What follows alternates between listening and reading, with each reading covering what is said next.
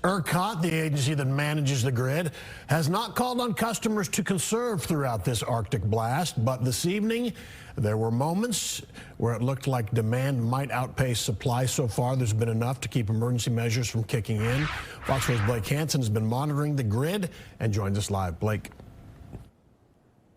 Yeah, Steve, definitely the tightest we have seen conditions throughout this weather event, but so far there has been enough supply to meet the demand. I want to show you again that ERCOT supply and demand graph as it stands right now. If you look yesterday, you notice there was a lot more space between the supply line up top and the demand line down below, but at this point in time, there is just enough, more than 4,000 megawatts of reserve at this point in time. And as I've been talking about, it's not till we get below 3,000 that we really start to run into issues.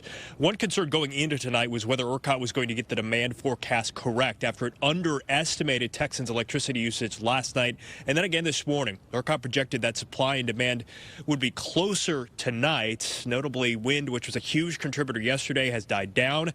That means more reliability on natural gas, which has had its own issues during freezing weather, as we saw in 2021. Earlier today, I talked with Professor Andrew Dessler at A&M about the challenges posed by just trying to predict demand during extreme cold. When it gets very cold, we don't have a lot of data. And so they're trying to make these predictions of what the demand is going to be at very low temperatures, which really haven't occurred, very often, if at all, in the past.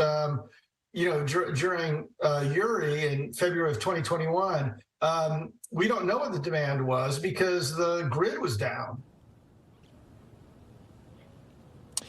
Yesterday, wind and solar were contributing at various points around a third of the power. Solar did a lot earlier today, but wind has trailed off. Obviously, no solar now, so natural gas and coal are carrying the torch tonight. But so far, so good in terms of system-wide power supply. Of course, that different from some of the local issues we see along distribution lines with equipment failing and affecting localized areas. Steve?